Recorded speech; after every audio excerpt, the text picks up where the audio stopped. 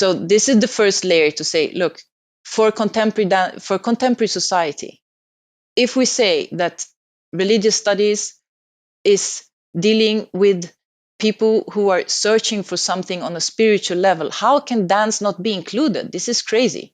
Dance is so relevant for contemporary life, and dance is the only source, in my opinion, working with the body, that we can actually save this disaster situation of our contemporary culture, because this is the only tool we have where we can go not to lose our humanity.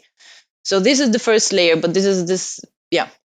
And inside this layer, what I want to do is to prove on using the dancers and their biographies to prove my claim that dance is a transformative practice that is aiming for something higher than merely going on stage and showing your swinging beautiful legs, because this is what most people think that dance is still about. I mean, these academics, they have or people in general. I tried for 1 hour to explain to my friends here what I'm doing in Sweden, and they're like, what is it, African dance? I'm like, no, I'm blah, blah. But they still haven't heard about people dancing without dancing for an audience on a stage, proving some kind of beautiful skills for a choreography. Many people still even don't know this.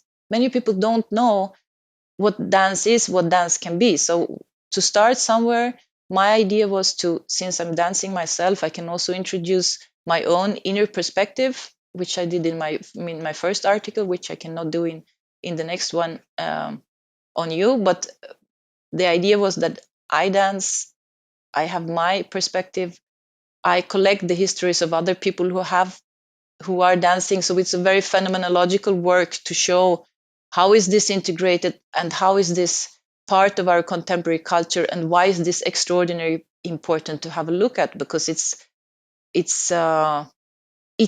key. It's key for to me. It's key for our culture at this point to do this research. We know everything. We know from the science. We know from the plasticity of the brain. We know the embodiment of all structures. We know that we don't learn with the brain, but with the body. There is so much research on this, and this has to also be merged together. So there are many, many different layers.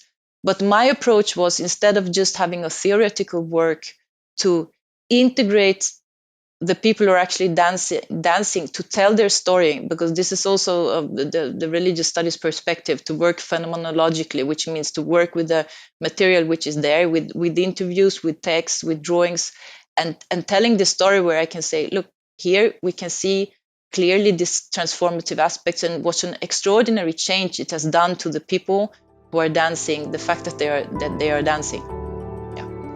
If you want to see more precious and insightful moments, make sure to check our short clips playlist. To see longer interviews, check out the full episode playlist just below it. And to be notified for all future videos, click the subscribe button and don't forget to hit the notification bell. See you on the next episode.